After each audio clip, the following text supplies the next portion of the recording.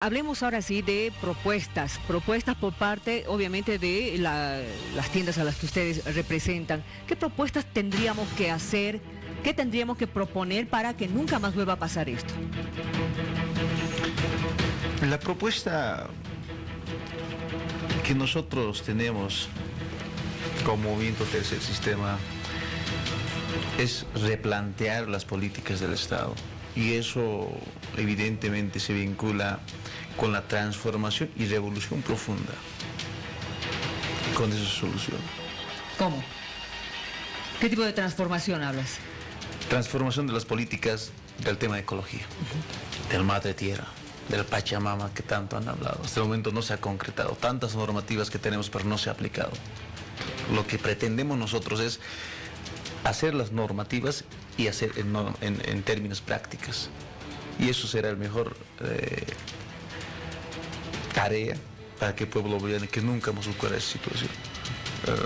El concepto que yo adecuaría es el biocidio que sucedió prácticamente y debe ser un catastrófico verlo, animalitos sufriendo prácticamente, no solamente he visto de las imágenes, pero hemos visto también muchos movimientos ecologistas prácticamente en este momento ya no marchan, ya no dicen nada, ya no hacen bloqueo, ya no están en huelga de hambre. Ahora es que necesitamos emprender esos tipos de política, empezar a trabajar de concientizar a la sociedad, fundamentalmente lo que es la Chiquitanía, Santa Cruz, Beni Pando, que donde ocurre estos tipos de incendios. Ahora voy a conversar con Yesenia para ver qué propuesta sobre acción ambientalista tiene tu partido, por favor. Bien, don Víctor Hugo Cárdenas, él ha propuesto que en cada municipio primero debe existir un equipo de incendios, debe existir gente capacitada, capacitar a gente para que estén ahí alertas a cualquier accidente, tener carros bomberos en cada municipio y más en las zonas que son de peligros de desastre. También se ha hablado de educar a la gente, ¿no? en los lugares en los que esté, de cómo ellos deben cuidar su zona, cómo deben ellos producir la zona sin provocar todos estos desastres que estamos viendo ahora. Gracias Yesenia. Vamos a hacer una pausa, por favor, pero al volver estaremos hablando con Cecilia y también con Carmelo con relación a la acción y gestión medioambiental que están proponiendo sus partidos políticos. Vamos a continuar hablando acerca de las acciones y gestión medioambiental que están proponiendo los diferentes partidos políticos. Cecilia, te escuchamos. Bueno, en este caso lo que corresponde es insistir en esto que se ha llamado una pausa ecológica. Es muy importante que ocurra, además, después esperemos de un reconocimiento de que ha habido un error al avanzar en ese sentido, ¿no? En este caso muy claramente, aunque no únicamente, la ley 741 y el decreto 3973 deben ser puestos, ¿no?, en refrigerador, por no decir abrogarlos de una buena vez y reiniciar una reflexión de a dónde estamos yendo. Claramente no ha sido un accidente, Miriam, y eso me parece muy importante insistir en esto. Obviamente hay algo de accidente en el sentido que se escapan los fuegos, pero ha habido una cantidad de comunidades nuevas en la Chiquitania que, por lo visto y por lo que nos han dicho los propios alcaldes, no saben manejar el ecosistema. Pero lo que me parece a mí más grave aún, porque sería digamos justificable dar tierras a bolivianos que así lo necesiten, hay dos elementos que a mí me parecen injustificables. El primero es que gracias a estas normas se está dando tierras con función agropecuaria en zonas que no son aptas para hacer ni agricultura ni agropecuaria, por lo menos no de manera masiva. Es decir, estas tierras son de vocación forestal y normalmente se concesionaban en esos términos. Entonces, ese es un dato importante. Y el otro dato importante que me parece preocupante es son todas las denuncias de que en el INRA se están entregando tierras, ¿no?, de manera poco transparente y muy probablemente corrupta. Y nosotros necesitamos saber como bolivianos si el gobierno está entregando tierras a sus correligionarios de una manera así indiscriminada para probablemente tener control territorial y con todo lo que eso implica de votación y de poder de manera tan irresponsable. Entonces lo que correspondería también ahí, además de la pausa ecológica, es definitivamente una institucionalización y obviamente una participación de los actores locales, y en este caso estoy hablando de la gobernación y de los municipios, en las decisiones del INRA, y que se abra esa información al público, porque que yo sepa esa información de a quién le han concesionado, por qué le han concesionado, dónde, etcétera, no es de fácil o no es de acceso. Luego, quisiera mencionar la importancia de un diálogo nacional, ya en el sentido en que Nilton conversaba, ¿no? Es decir, necesitamos realmente preguntarnos si esto es desarrollo. A mí me parece que es una pregunta central. ¿Puede el desarrollo ser entendido como la destrucción de la base de la vida? No lo creo. De hecho, creo que es obviamente es un suicidio pensar así. El bosque es agua, el bosque es oxígeno, el bosque son alimentos, el bosque son suelos fértiles, ahí donde hay vocación forestal es el caso. No es solo el caso más de la Chiquitania, hay otros incendios, porque ese decreto se aplicaba, por ejemplo, al Beni. En el Beni se ha festejado esto como una gran oportunidad de deforestar, hacer lo mismo, en este caso para la ganadería. Merecemos como país, y que esto nos sirva, como decíamos antes, para replantear un diálogo nacional en que escuchemos a los técnicos, ¿no? Hay gente que está harta de la política aquí, lo podemos entender, entonces escuchemos a los técnicos para que nos hablen. Para ser más concreta, entonces, y ya por terminar, ¿qué cosas nosotros estamos proponiendo? Es muy importante entonces, y aquí vuelvo al inicio, si es que se dejan esas tierras con la verdadera intención de regenerar el bosque, que es algo a lo que podemos contribuir. El bosque se va a regenerar solo porque es muy complejo.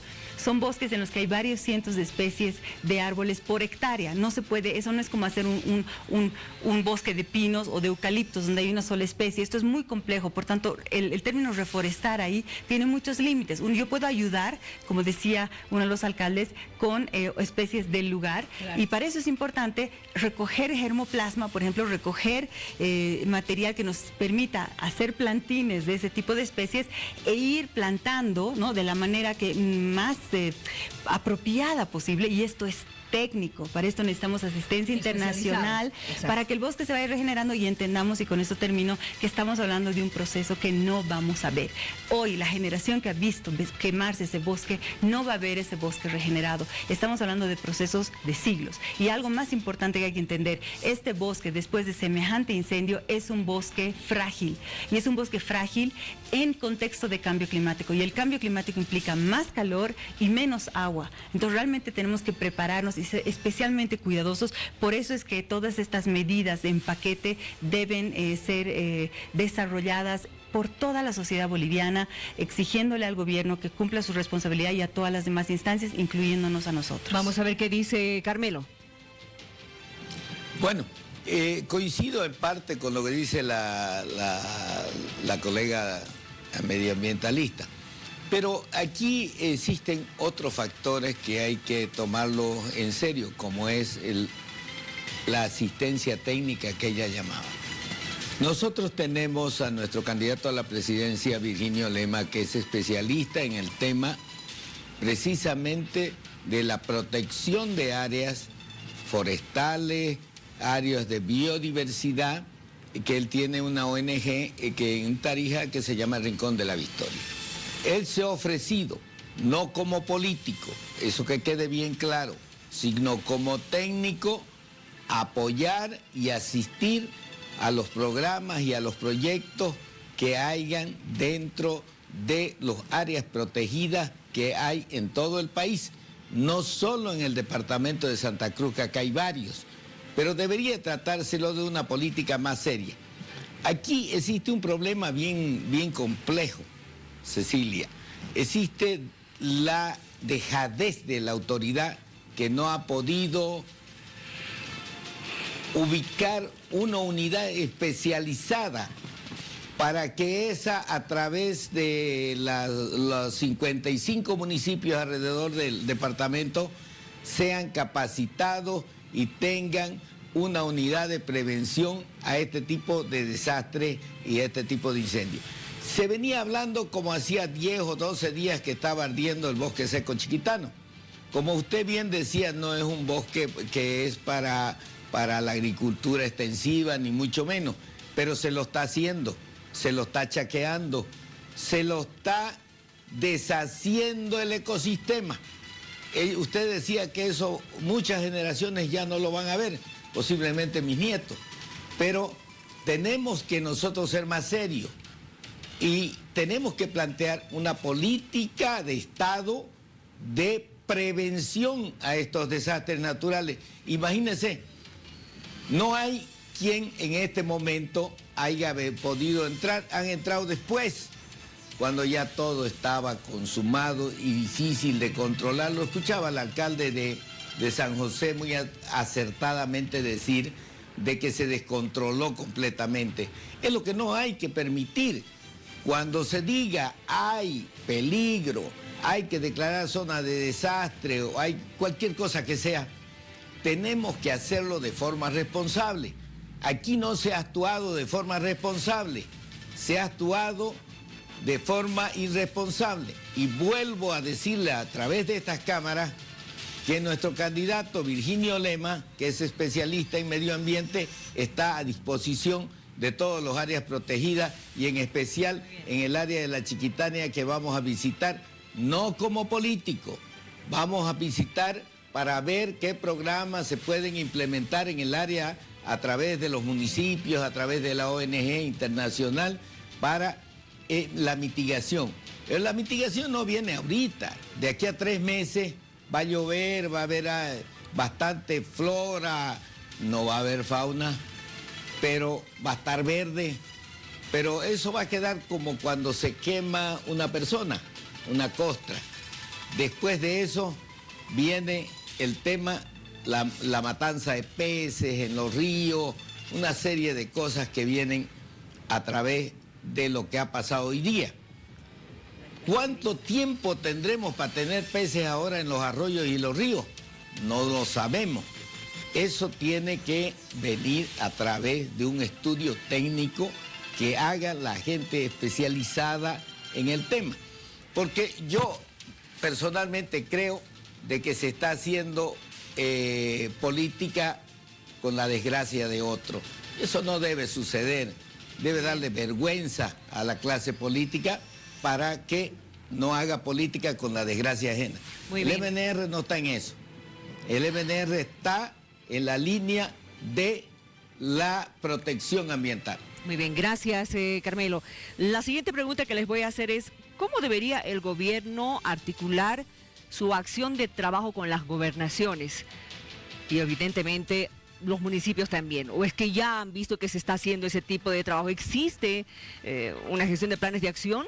A ver qué me dices tú, Nilton, ¿en tu propuesta de gobierno estaría esta gestión de acción? Evidentemente nosotros, para emprender cualquier tipo de potencia económica, fundamentalmente es cuidar la madre tierra, nuestra riqueza natural. Entonces partimos nosotros, y a eso le denominamos revolución verde, ¿no? Y lo que planteamos precisamente es para que esto se aplique de carácter dinámica y de carácter coordinada, lo fundamental son las acciones políticas y económicas. Y para ello planteamos, por ejemplo, un pilar fundamental es el pacto fiscal, la redistribución económica. En esta coyuntura no se da eso.